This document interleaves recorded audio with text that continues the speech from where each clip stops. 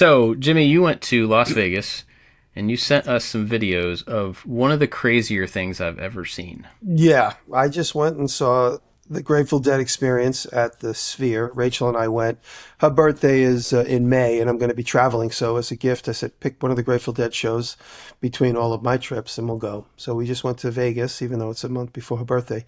And the Sphere experience is incredible. And it's funny, there's like people that are in the Sphere cult, because I'll bring it up to certain people and like, oh, I saw that. It's incredible. But like they haven't been like you never bragged about it. They're like, no, I just like, it's funny how people have talked to a few people that have been there and they're like, There's like an underground network of people who like the same thing. Yeah, there was just such an incredible experience. Now, imagine a widescreen TV, right? And then they started making these TVs that are cupped or curved. You started seeing them. The only place I see TVs is in Walmart, where you see the big giant curved TV in Walmart. It's like maybe 80 inches across. And now imagine that TV is completely wrapped around your head. Completely. And it's 200 feet away in every direction, maybe more. And the experience that you could feel when all of a sudden the screen turns into you're floating through space. And you feel like you're going to topple out of your seat because all of a sudden the so-called spaceship you're in is turning in space and you feel things moving over your head. It was just such an incredible, submersive, fully immersive experience. And the visuals are just incredible. And they did a real fake out. And I'm going to ruin this for people that haven't been there yet. So when you see the Sphere in the sunlight, you could see through it. And you could really see that it's a ball inside of another ball. And the ball inside is the theater. And the ball outside is the big giant television that they project images on. So the inner sphere and the outer sphere, you could see a little airspace between them that's somewhat inconsistent.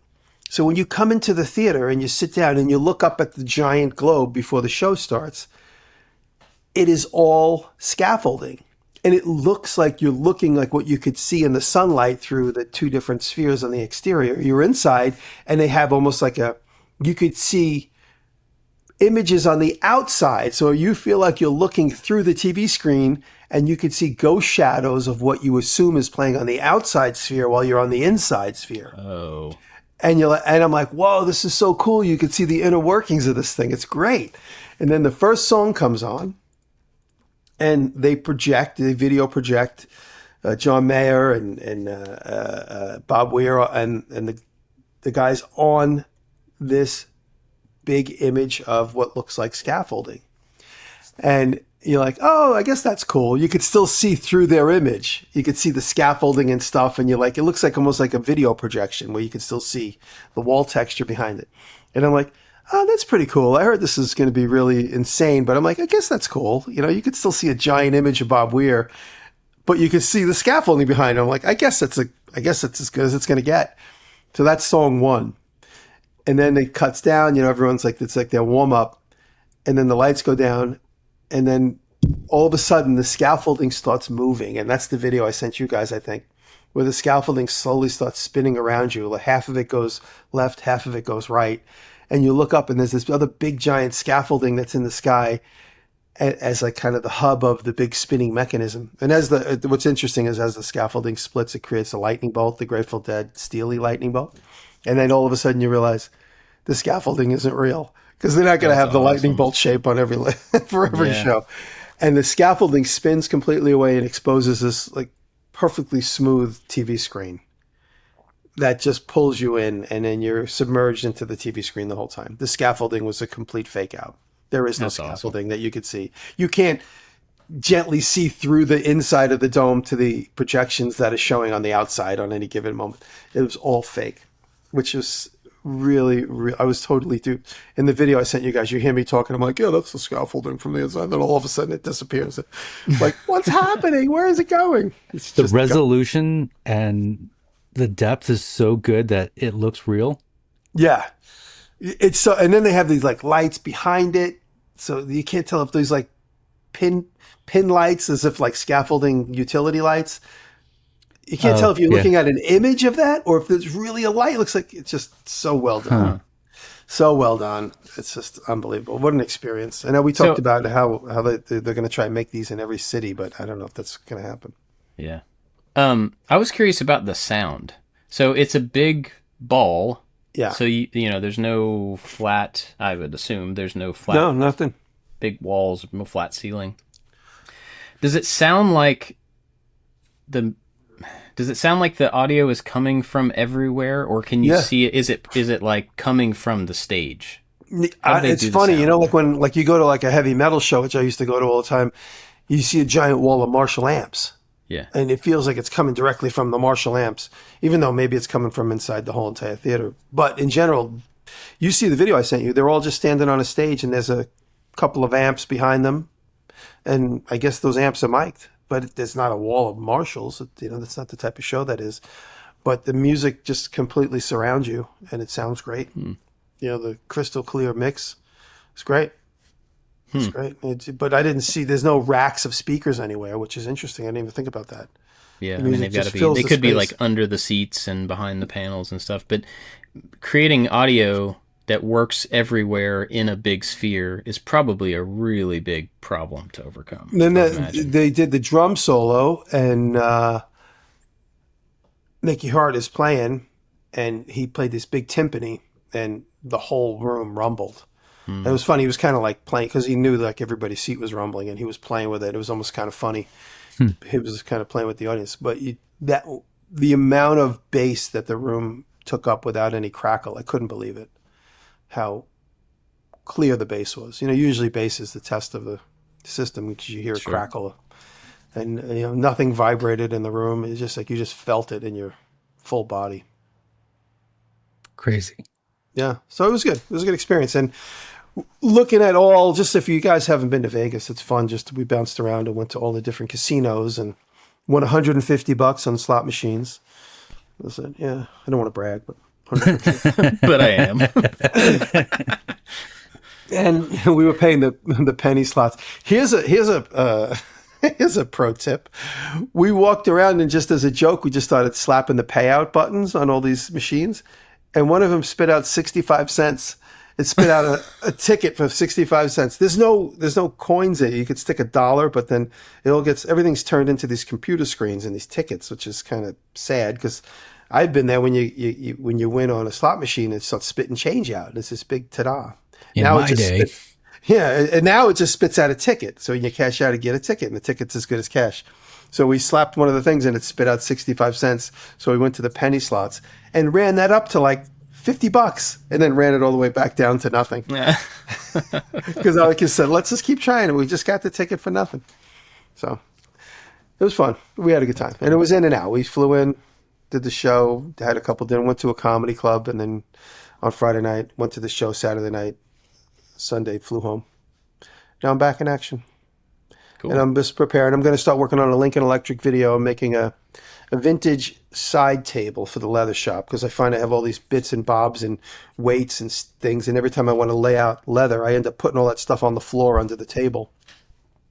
So I'm going to make a little side table where I could put my weights and it's kind of like a little tool layout section. That's not the tabletop because you find yourself always like flipping out a whole piece of fabric and I'm kicking razor blades and stuff off the table. So that I can keep the table completely free of any tools. I'm making a little side table, but it's going to be in a vintage style. It's going to look like an industrial, like factory table. So I'm going to start working on that today. That's my work for the week.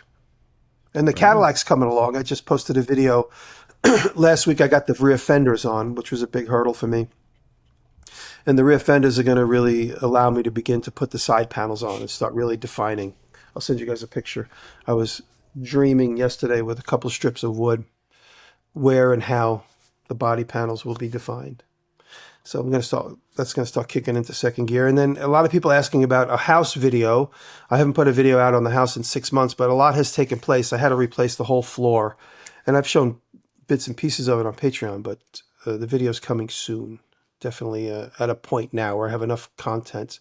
And it was slow going through the winter. It was very cold. The house is in a 180-acre field with no trees. So it's really tough to work over there in the winter. You're exposed to the elements 100%. And the 180 acres is my neighbor. I'm like a little 2-acre island on my neighbor's property. I have 180 acres, just big open grass field. So it's rough. So I don't spend too much time over there when it's 10 degrees out. I have to say, I'm pretty jealous about how quickly you're moving on the Cadillac and how how quick that's coming together. I was telling you guys before we started recording that I put out the next Gia video today or yesterday, and like, you know, one of the comments was like, "Why don't you ever actually make any progress on this? It's not moving along." I mean, and that's after watching the video, because I made such a small change within the video, even though it took me like 2 weeks to get out there, and or a week and a half to, like, you know, cut things away, measure them, figure out how to put things back in, get them all lined up, put them back in. And it's such a small little area of focused work. It doesn't feel to me like it's making a lot of progress. And then when you have somebody else say that, it's like, well, yeah, I know. We're over here, Jimmy's like, I'm just going to rebuild the whole back of this thing and make it out of wood. No big deal. Just gonna get it done. Yeah. Well, I'm glad to see it come along. I'm joking. No, but honestly, Bob, there is a sense of freedom with this build because there's no rules.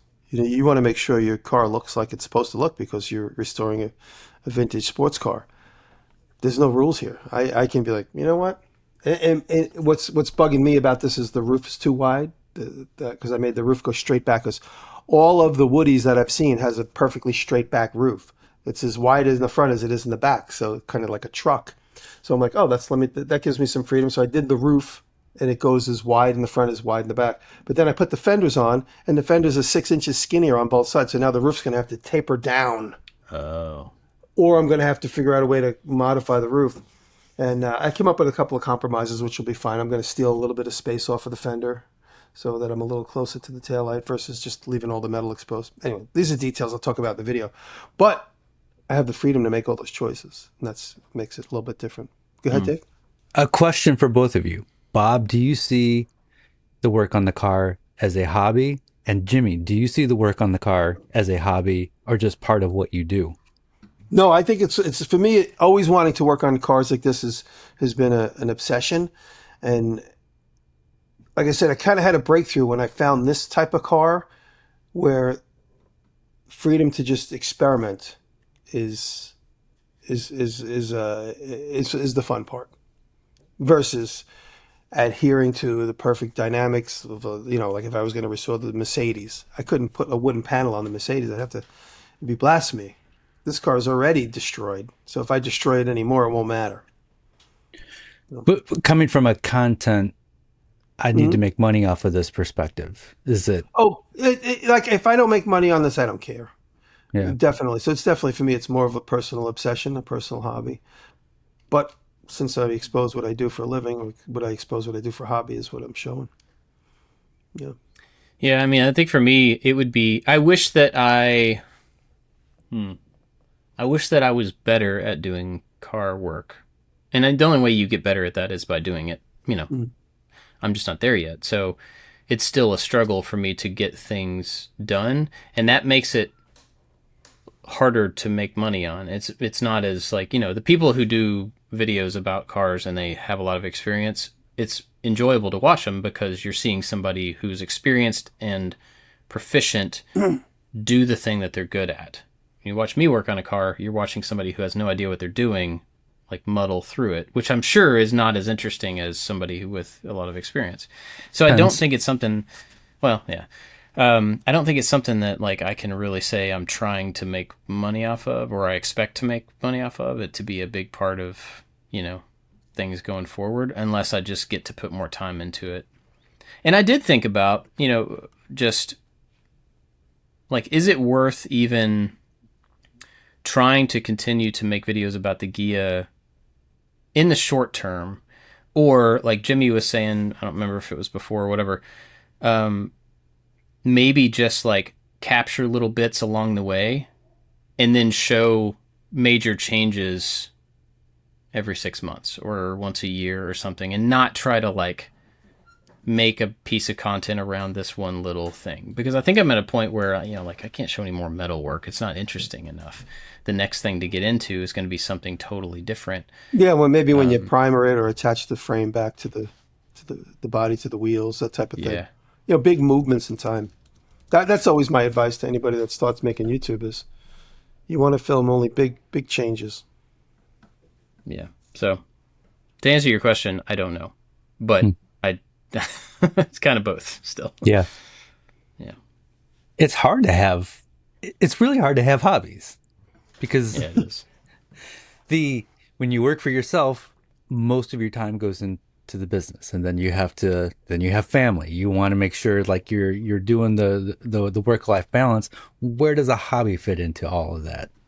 And then What's first thing we funny? do is like, well, I'll make a video about it, and then it becomes that's how you justify the time. There's a television show. I don't know what channel it's on or what network it's on, but it's with John Hamm, and he plays like Friends and Family or something like that. Does that ring a bell? There's a new show with John Hamm, and they've been promoting it, and Rachel and I started watching it.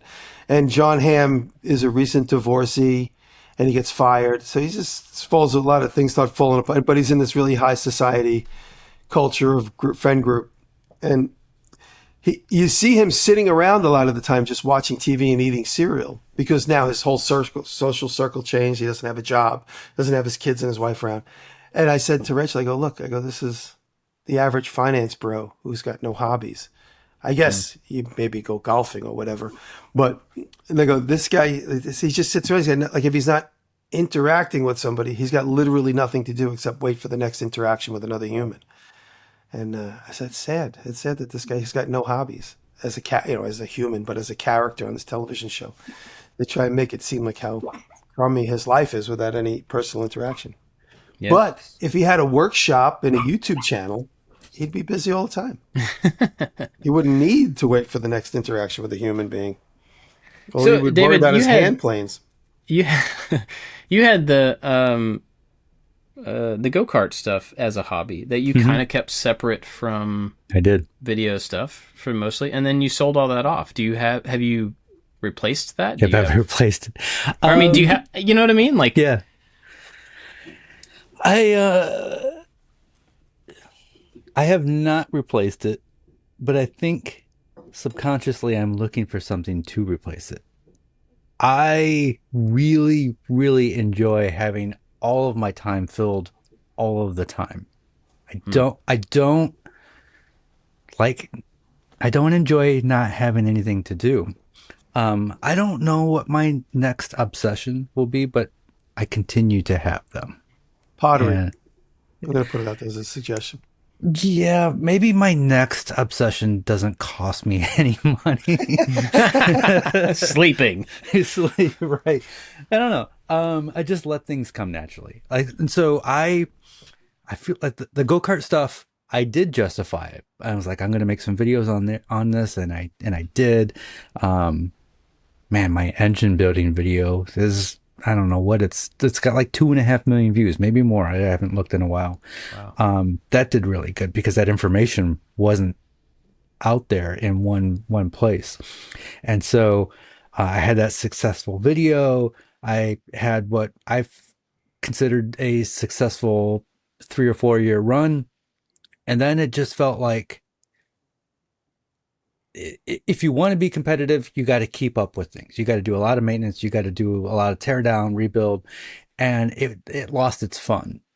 And I'm like, I got into it for fun. If it's not fun anymore, let me sell it. Let me move on to the next thing. And so, I think it's just part of my personality where I go all in on something, and then that's it. Like I've had the same things with music and photography and whatever the next thing is going to be. Yeah. I always tend to let things linger and hang around. Eventually I get back to it. Eventually. Yeah. I also do. I have what I call my shelf of potential. So there's in the sliding doors in my shop where all the mess is hidden. There's a whole rack of shelves of things that I've got from the Goodwill, other things that I've purchased that are future projects. And I think I'm going to get to them right away. And then they sit on the shelf for a long time. And then maybe eventually I'll get to them. But I enjoy having a shelf of potential. And I also dislike it because it takes up space. I don't know if I'll ever get to it. The passion that I had or the idea that I had isn't giving me the spark. The spark has gone away, and maybe it'll come back. I don't know. These are the things that I'm always dealing with. And I am lucky enough where I get to do whatever I want every week. I get to film whatever I want. And if I'm feeling this week, this is what I do. If I'm not, I'll just move on to something else. Yeah. Well, what about? Okay, so there was a question that we got on. Actually, before we go to that question, you didn't tell us about what you're doing this week. What have you been doing? I'm finishing up the bedside lamps for the rental. That'll be the next video. I kind of want to get into. We'll just get into the. Well, you didn't talk about what you were working on, so. I don't know. It doesn't matter. It's not really interesting. Go ahead with the question. Yeah, it always matters, Bob. We're getting back to working on the rental. I told you guys before the show that we're gonna dial it back because the goal was to have it rentable by last November. We missed that. We'll be lucky if we're ready by this November. And the original plan was I was going to make all the furniture and it's going to be a gallery of my work. And then we'll have these packages where you could rent the house, come in to my shop and we make a cutting board or a birdhouse. And it was a little too ambitious. And right now the house is just costing me money. So I'm going to buy some furniture. We're just going to get it usable and just turn it into a normal Airbnb at first. I'll eventually replace the furniture. Then we can do the whole woodworking experience thing. And so getting back to that, I'm making some lamps for there. We're ordering some cabinets and getting back to that. Hopefully this summer it'll be rentable as just a normal Airbnb and not a gallery of my work just yet. So that is what I'm working on. Yep. And so to get to the question, last week, Brad from I'm Gonna Make sent me a message, and I'm going to paraphrase here, but he said, when hobbies become an excuse to brag, do you really love it or do you just love being seen doing it? And how do you get back to purely doing it just for the enjoyment? And that's a tough one because I personally enjoy sharing what I'm doing, even when it was just a hobby. When I was just doing street photography, I love sharing that stuff on Facebook, or I love, I did a couple art shows back in the day, big public art shows. It almost feels like you want a little bit of human feedback. You get the enjoyment of doing the hobby, but you want to share that because you're really proud of what you've done. But I see where he's coming from with the question where it turns into a brag of like, I collect books. And then it's like, oh, I read 100 books this last year type of thing. I'm gonna make a guess that this guy belongs to a club and there's somebody there that's really annoying. He's trying to figure out how to navigate through this one annoying person. But go ahead, Bob. I mean, I think, yeah, this is something I struggle with a lot because, it's probably obvious, but I don't really like attention. I don't really like. Says the guy with 4 million YouTube followers. I know, and that's the weird thing of it. Like I totally understand that sounds contradictory, but I have a lot of parts of my life that I intentionally do not. Like there's a pretty clear wall between what goes out to the world and what stays inside. Of course, and that's not all even like safety, privacy kind of stuff. It's just like. I had to find a place in myself, like a certain depth of my world that was like the wall goes here.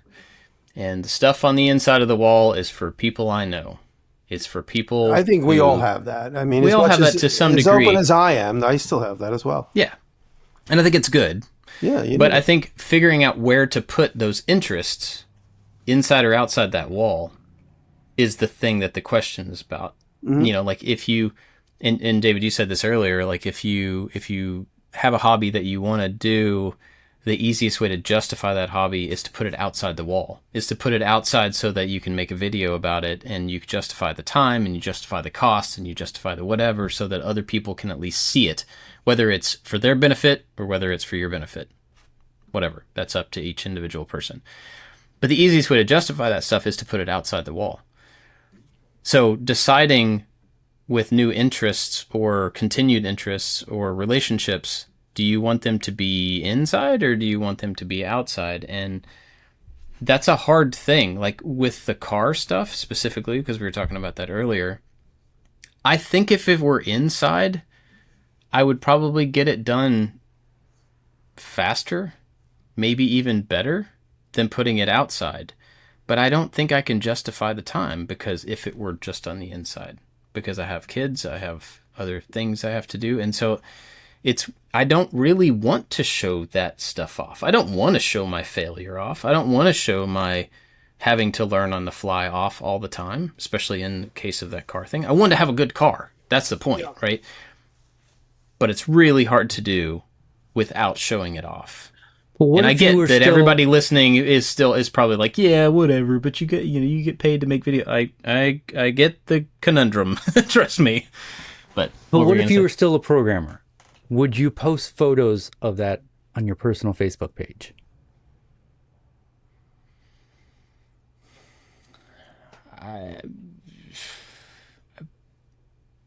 Nobody's gonna believe me. Personally, I would say I probably wouldn't. This is a big admission.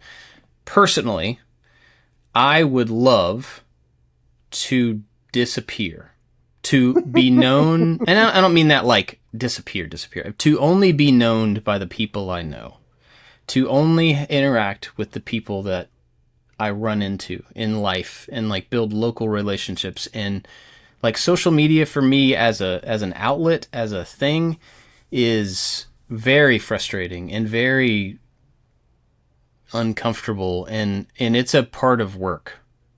You know what I mean? And so I actually a couple weeks ago, I turned my personal Instagram private. And that was not because I was trying to hide anything or because whatever. There was no particular reason other than, why am I posting pictures here? Is it because I think I found a cool picture and I want to make sure I've got it? Or is it because I want people to know where I am or what I'm doing? Or, I started thinking about that.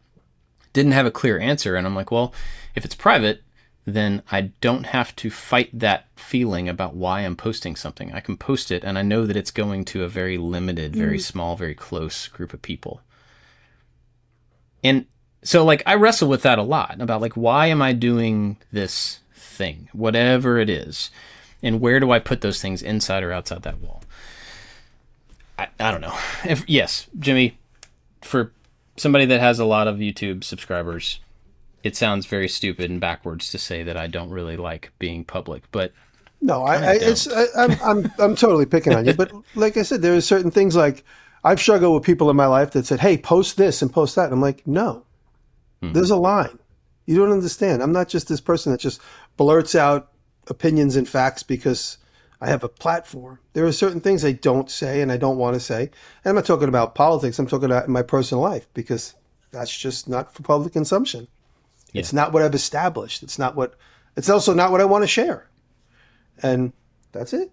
And people go, oh, okay, I understand. Just because you see me as a public person and you know me, I'm not going to go share these personal moments because you want everybody to see them.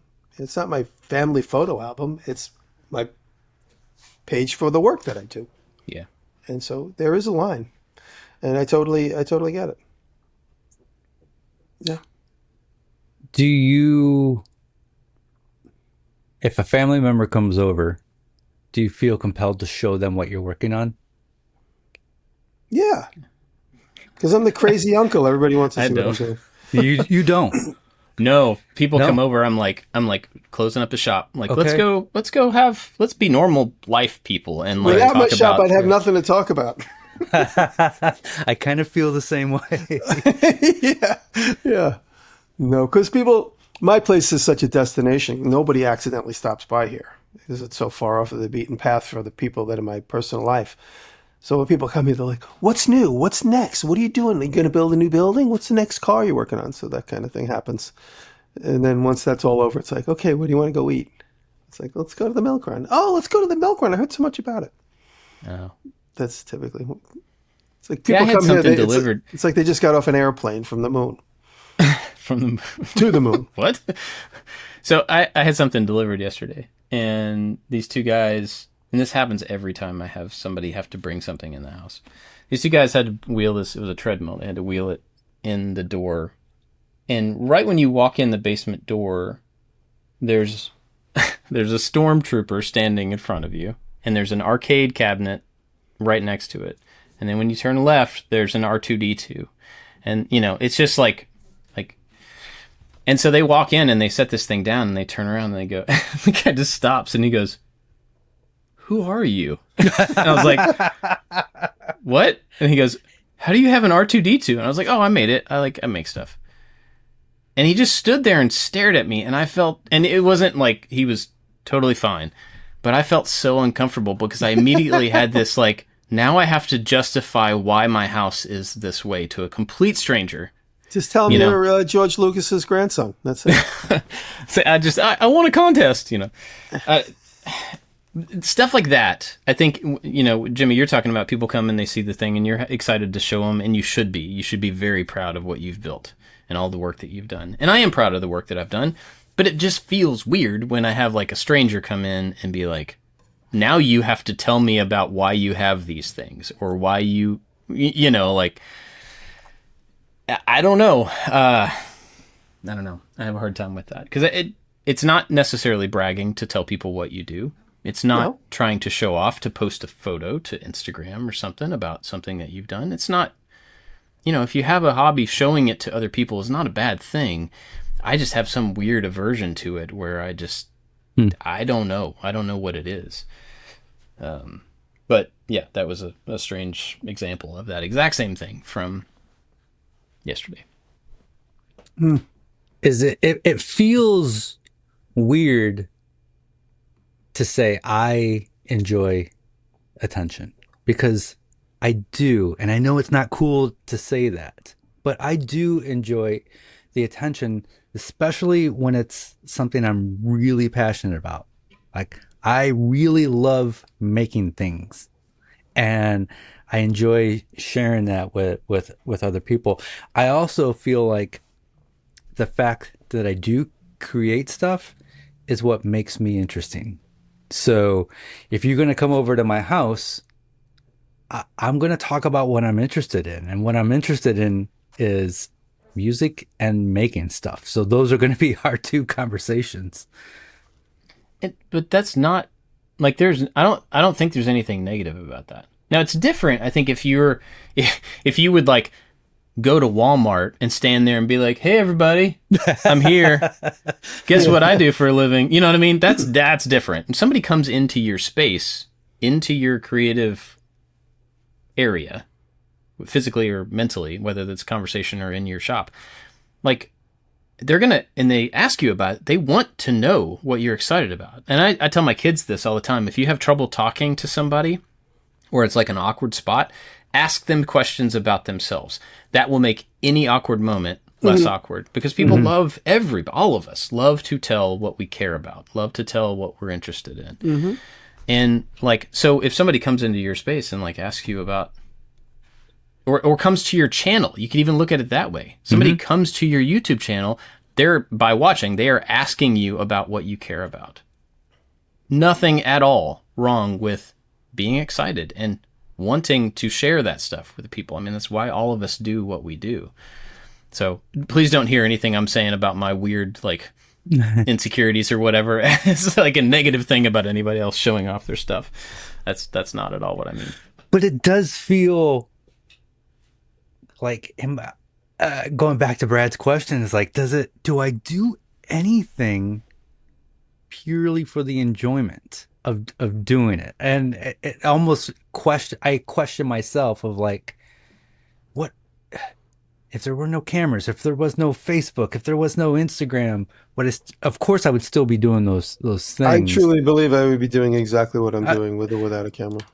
I love making videos. So the only, I guess you could make a video and never show it to anybody, but I really enjoy making the videos and I enjoy the reaction for it. So I think that there's still a lot of things, and the music stuff. I'm really, really into music stuff, and I don't really share much of that. Although I make some of the music or most of the music in my videos, I don't really share that, and I do it for the pure enjoyment. I wish I was better. I wish I spent more time learning my scales, but I don't know. It's fun for me to just fidget. So I guess I'm thinking out loud, obviously, but there are things that I do that's just for pure enjoyment. That's just for me. But I don't do. And a I think lot of if that. you look deeper and you spent more time thinking about that, you could probably find more things, even if those things were organization. You know, Right? it doesn't Yeah. necessarily have to be like you enjoy collecting books because you enjoy having all of that. But it's not like you make videos about, look, I found another book. You may make a video about the books that you've collected. That's one thing. But like you enjoy doing it even if you can't show that fact off on a regular basis. You know what I'm saying? I did something last weekend that I'm so it excited me to no end, where I 3D printed individual holders for every one of my CNC bits that fits into a drawer. And I didn't show it to anybody. I didn't film any of this. I didn't, it was, but it was so satisfying and exciting. So all my wood bits are all, they all have a certain color. All the aluminum bits, they have a certain color. All these, I have some foam bits and they're in a different color. And so each one has a little holder. It has the model number of the bit 3D printed on the thing, so I can easily see what bit is what. And it was so satisfying, and it just made, I was like, this was so good. I haven't shared that with anybody. I didn't do an Instagram story. I haven't posted on Instagram in weeks, but and it just helped. It helped me with my organization. It's going to make the CNC more enjoyable to use when it comes time to use it again. And that was just for me. And that's what I did all weekend. I was just draw and design all these individual little holders, and it was super satisfying. And I think that's a good example of something that you enjoy. It's also beneficial, and you didn't feel the need to justify it by making a video about it. Even though you could have, it probably would have been an interesting process to see. You know what I mean? Yeah. But I think my point was, like, we can think about the big final product art, you know, building things as those endpoints that, like, this is the thing I'm showing off, and this is, but also things like organization, things like planning, things like dreaming and writing and sketching. We don't Cooking. necessarily show cooking. There you go. Are things that we don't necessarily show off, but we can still enjoy those. And I think a lot of us I told probably you do guys- enjoy different parts. You know? Did I tell you guys I've been making bread? I haven't made it in a couple No. of weeks because I was traveling. I haven't told anybody this. I've been experimenting with making loaves of bread. And I forgot Like all about it. sourdough or what kind of No, bread? sourdough obviously is a little bit more complicated. I found that out by buying a book on Amazon, and when it showed up, I'm like, sourdough? What do I got? I got to get a thing. I thought maybe it was just a different type of ingredient, but you got to have what do they call that when you a starter? Starter. Yeah. I knew nothing about this until I opened a book that I got on Amazon. But I just Googled one day. Well, I go back a little bit. There's these local farmers that do a lot of my work. My buddy Eli, he's helped me do some of the roads and the property and stuff. And Eli's been in some of my stories. Occasionally I'll mention Eli and they'll be like, is that the guy you were in a truck with? Eli, his whole family business, they make flour. They have a whole flour mill down the road. So I helped him get some of that stuff sorted out once they build this giant flour mill. And so every once in a while I'm over there and Eli just hands me a 10-pound bag of flour. He's like, here you go. And I'm like, I don't know what to do with this. I'm going to make wheat paste. I don't know what to do with a bag of flour. So there's this 10-pound bag of flour sitting in the kitchen for a year. And I was like, you know what?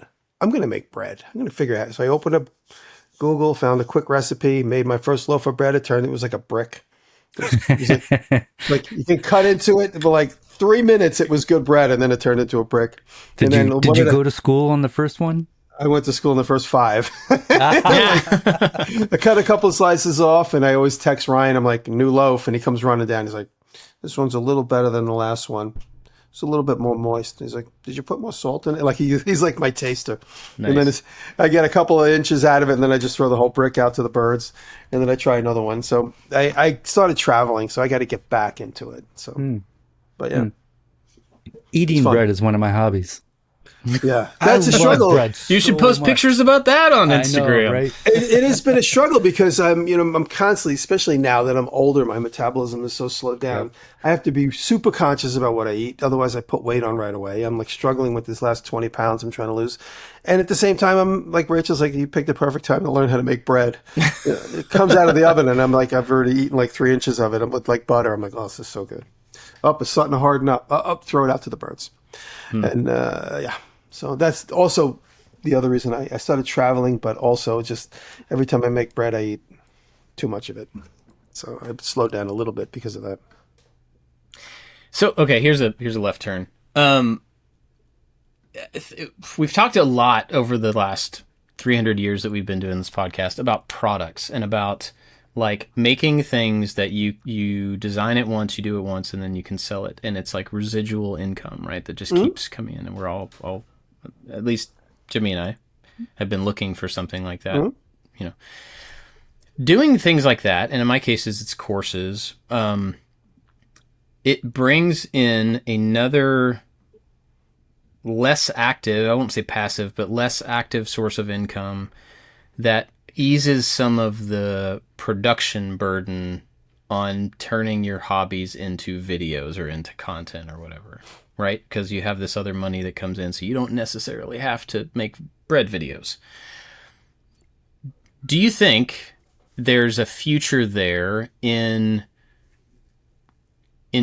building up enough of that type of income, wherever it comes from, that other less active income that makes your time more free? Do you think that's realistic for you individually? Or do you think that's just like a pie in the sky? Like, yeah, it would be cool if I had a business that I didn't have to attend to every day. And I could just, it's funny. I spoke to somebody, I had a conversation with somebody this morning about their business. Their business is direct to consumer and they make things. And they were asking me my advice. A young gentleman who does stuff is a fan, and we started talking. And we got on the phone early this morning. He said, can I call you? And I said, I'm too old to do what you do. He's young and he's got a very successful website, but he sees what I'm doing and he wants to do what I'm doing. And in a way, I want to do what he's doing, but at the same time, I'm like I said, I do not want to pack boxes and lick stamps. And I don't have a support network around me to do that. So I'm very hesitant to try and develop so-called successful products. I mean, I sell stuff on my website. I sell the knives and stuff. But, I think those, for what it's worth, my fans are saturated. No one's rushing. Like, no one's rushing to buy ice picks and knives and stuff anymore. I do have a little trickle, but in general, I haven't made it outside my circle of people that know who I am. And that's why I always say, once you make it outside that circle and people are buying an ice pick because they just think it's a cool thing and they have no idea about me or my network of YouTube videos, that's when I'll be successful. It's always been hard to crack that. And, but it is nice to be able to have a product. The best thing is to license a product so somebody else does all the hard work. And that's another level to break through. That's another level of crust to break through. Coming up with the idea, okay, this is a successful concept. Is it going to be a successful product? And then getting it on the shelves or getting it into the hands of people. And then once you realize how difficult it is to manage that and keep it up, then you want to license it. And like I said, that's another level of trying to get somebody to be as passionate about your idea as you are, and then run with it and be willing to make part of the money, not all the money, because they're going to give some of it back to you. It's a very delicate balance. It's really hard to find. But at the same time, you could accidentally step in it, and all of a sudden you have a successful product. But you have to keep chipping away at trying to find that successful product, all the while tinkering and expecting failure. But you might accidentally. And someone like me, I spent a lifetime trying to develop products. I've had a couple of things that have made me money, of course, but nothing I don't have generational wealth from something. And then you meet somebody and you're like, oh yeah, my grandfather figured out how to wrap a sugar cube, and then they have a a mansion and generational wealth because their father figured out the paper machine to wrap a sugar cube. And you're like, how does that happen? Can that still happen? I mean, I guess it does with apps and the new tech. But if you accidentally happen upon like an Uber, or you accidentally happen upon hey, rent a bedroom in your house, and then now you have Airbnb. These things happen around us every single day. Yeah. And it happens to people that are trying. It happens to people that aren't trying that hard. But it would be nice to come up with an app or something that doesn't take a lot of physical. Yeah. And get a couple people in to do all the dirty work for you. Yeah, I wonder if, to the question of showing off the hobbies, I wonder for a lot of people if, I don't know, this is such a broad thing to say, but people in our space, people who make content, let's just narrow it to that. I wonder if there was another income source that made it easier to have hobbies that didn't have to be content if people would do that. Or if our nature in general is just to share what we do, is just to show, not necessarily to boast, I'm not saying that, but just to share what we do. Would we do that anyway, even if we didn't have to try to figure out how to turn it into money? I don't know. I wouldn't mind to have a bunch of disposable income and be able to figure that out. That'd be cool. But I think that is something I think about a lot. Is like, if there were fewer, could I take longer making things if I didn't feel like I had to make so many things? Could I do a better job at something? Could I design longer, go a step further if the burden of paying for life was not the same as it is? You know what I mean? Mm-hmm. I wonder about that, and I don't have an answer for that. I don't know how I would get an answer for that, but something to think about. Being a content creator has rewired my brain and how I approach things. There's no doubt. There's more pressure, but I'm also more well off than I was when I was working for somebody else. So there's the good and the bad. And actually I kind of like the pressure, but I just think about things differently now, in a good way, I think. Yeah. Yep.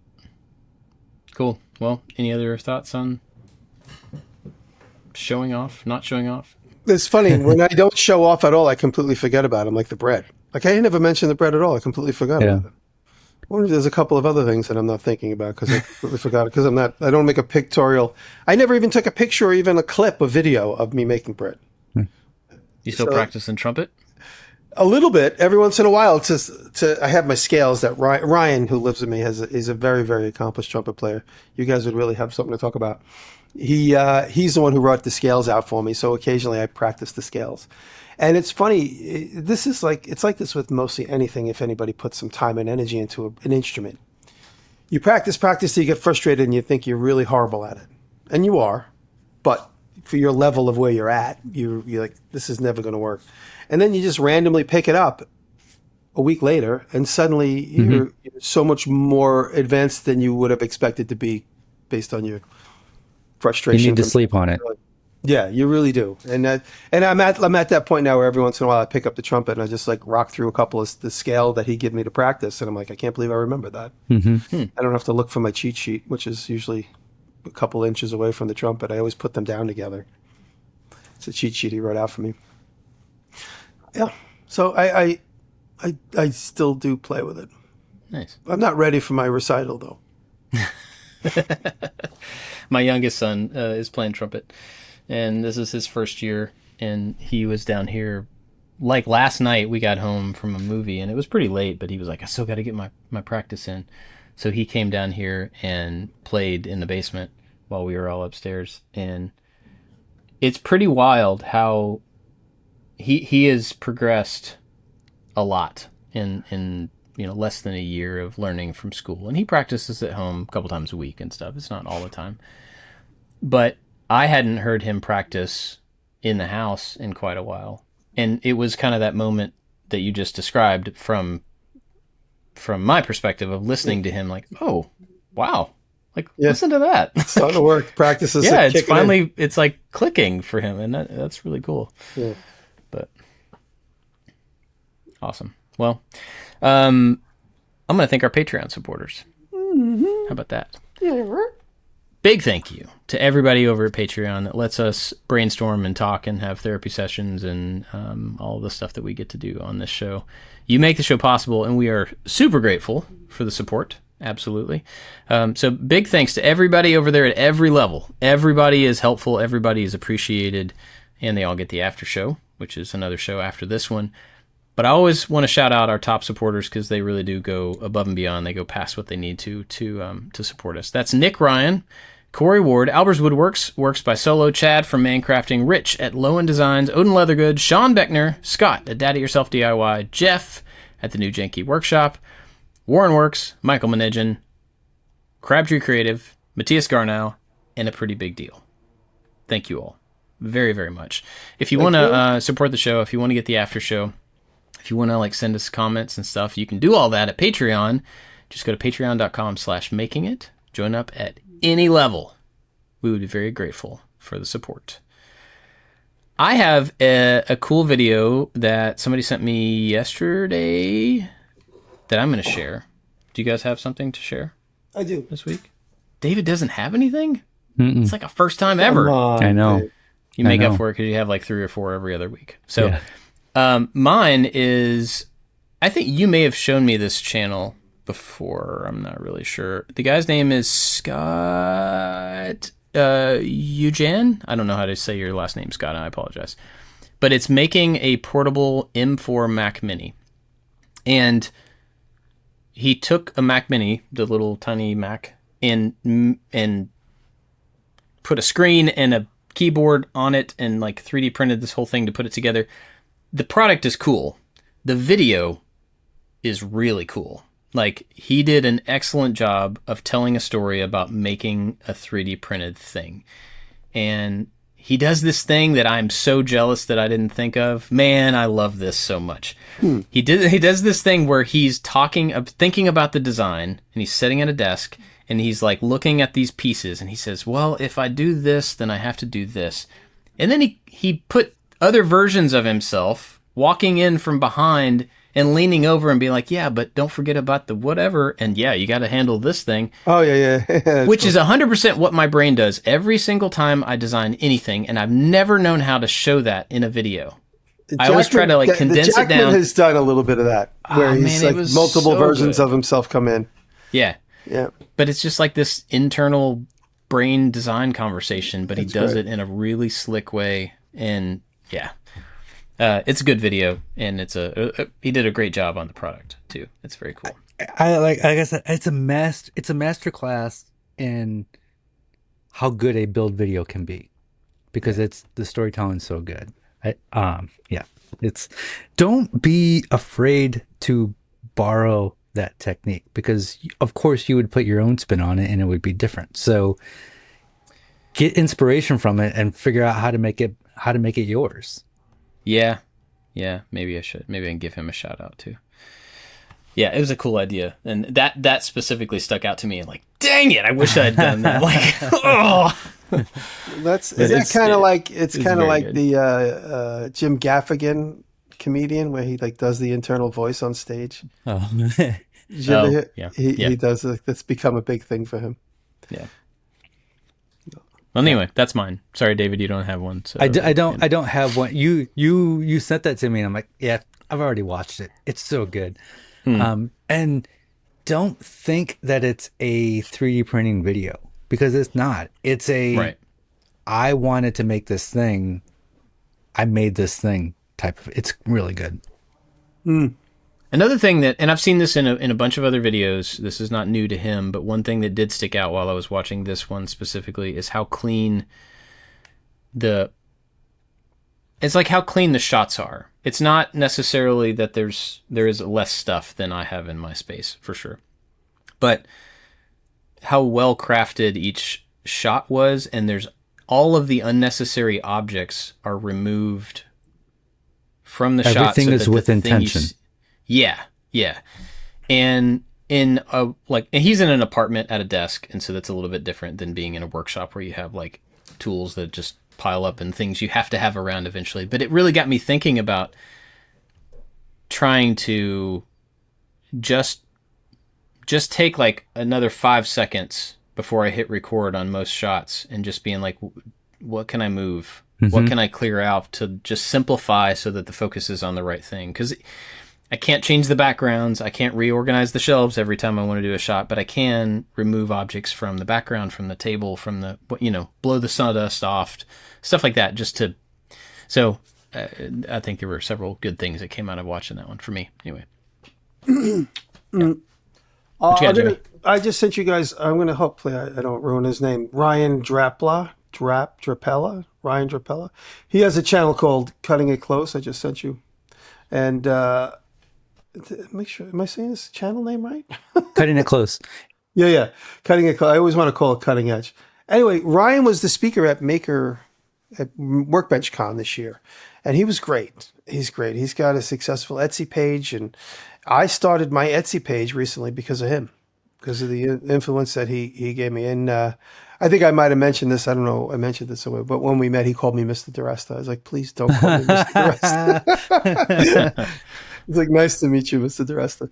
Anyway, good kid. And he's an inspiration to me. We've chatted a little bit since then. And really nice guy. And it's really real success story. It's crazy that you mentioned this channel, because I just came across his channel over the weekend when I was building all my little CNC bit holder 3-in-3 printed pieces. Yeah, he sells one of his businesses. Yeah. He sells bits. And so I bought bits, and they just came in the mail yesterday. You bought them from him? I just subscribed to him. Yeah, I bought them directly from him. Oh, terrific! And I just subscribed to his channel because there was a gap in my bit collection, and I'm like, man, I wish I had a bit that could do this. And he sells it, so I bought it. So it's funny you mentioned that. Yeah. Very, very, very ambitious kid. He's doing well. And like I said, his TED Talk, or whatever you want to call it, at Workbench Con was his TED WBC talk was really inspiring to me. And so I started my Etsy page. I haven't sold the thing, and I probably never will, but just getting over the hurdle. And let me I give everybody, just nobody told me this. When you sign up for an Etsy page, the first email you get is from a scammer that says your Etsy page isn't fully set up yet. Follow this link, takes you to, you got to type in your banking information.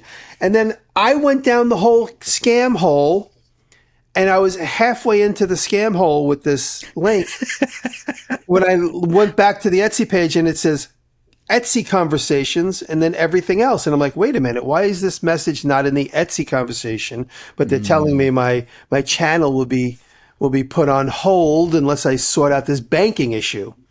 And then I was like, I smell a rat. And so this dialog box pops up, and it's like, are you ready to receive a code? And I said, let me see where this goes. And I said, yes. And they said, okay, well, send over a phone number. And then I just closed everything out because they have my phone number already. I'll tell you a story in the after show. So I closed it. And then the next 2 emails I get on my Etsy page are, your Etsy page is going to be locked out because you haven't finished filling out your banking information. So the first 3 emails I got on my Etsy page are phony phishing things. And I didn't know enough about the Etsy interface to realize there is a section. If you're going to get conversations with Etsy going, they're only going to be in that conversation section. There you go. That's it. I almost got scammed last night. I'll tell you in the after show. Ooh. Yeah, so that's when I realized, I'm like, because I remember, because the one thing the internet hasn't figured out, this is the one thing, Bob. The one thing? The one thing. Me? Website people and programmers haven't figured out is how to type in a phone number on a website. It's like, you go through and you get to the end, it's like, red dot. Okay, put in your phone number. I was like, okay, Oh, I have to put in the parentheses and the comma in the right spot? Or do I not? If I do it, and then you realize there's a space in front of the first parenthesis, and then you get the red dot. It's like, did you say comma? Do you have a comma in your phone number? No, I meant to say parentheses and a dash. Maybe that's the problem. I keep putting a comma. Back in my day. Yeah. I type in Franklin 4, 654, and it doesn't work. where I grew up, this is not even a joke, where I grew up, on the dial, when I was a little kid, on the dial, the phone number was Franklin 4 and then 3 numbers. And I always say to my mother, what is Franklin 4? She's like, oh, back in the day, you'd have to have this abbreviation for the beginning of a phone number. Yeah. So Franklin 4 and then the next 3 or 4 numbers. So, there's a pad of paper here somewhere that was my grandfather's when he, I don't know when this was, long time ago. And it had his dental practice name on it and phone, and then it had a 4-digit number. And I remember growing up and being like, what in the world? And all the phone numbers were 4 digits because they were localized to a little. And then I think something to the effect of, people could correct this story information, but those 4 became not enough numbers. And so they put the prefix, and the prefix was the town you're in. Franklin was like the overall town, Franklin 4 or Franklin 5, or these were the prefixes. And that's how numbers started to gather more phone numbers, more and digits. They added area codes for the same thing. Yeah. Country codes. Yeah. I have another suggestion here since you didn't have one, David. I don't know how to say this guy's last name. Andy Didorossi. Sorry, Andy. I don't know. He bought an abandoned car factory. Yes, I follow him. Yeah, I didn't know his name, but I do. I know his name. In Detroit, and he bought it like a while ago. I don't even understand. He must There's have stuff in it. There's like things I don't even get this, but he bought this giant thing. He has tons of cars. He used to be a racer of some sort or something, so maybe I don't know. There's a ton of old cars in there. He's got like robot arms. He's got all of this crazy stuff, and he's trying to rebuild this factory and start making cars. What? How do you do that? I don't know. It's really cool. So this one, he has a bunch of videos about different things over the years, but now he's starting to do long form. And I think this video was kind of the kickoff for the, let's make longer videos about how we're going to get this thing up and running Send a link again. to the chat, Bob. Yeah, I will. And I'll put a link in the show notes as well. It's really cool. And I applaud this guy for, I don't know how he's doing it, but it's very cool. This is crazy. And like the factory, he's making it a car factory. It used to be like an envelope factory or something like that. So it has this crazy giant screen printer thing and like a paper shear, and he has all these weird big tools that he's using for different. Anyway, it's worth watching. Pretty cool. All right. You guys got anything else for this week? That's it. More noises? Yeah, we got complaints about the noises, Jimmy. You said you weren't going to do it anymore. I'm only going to do it in the after I'm going to take his place. I'm going to do it in the after show. Yeah. Nobody's complained about your noises yet, David. All right. Well, thanks for listening, everybody. We'll see you next time. Thank you. Bye. So I'm not going to say I love you. Oh, I hurt Jimmy's feelings. I did say that.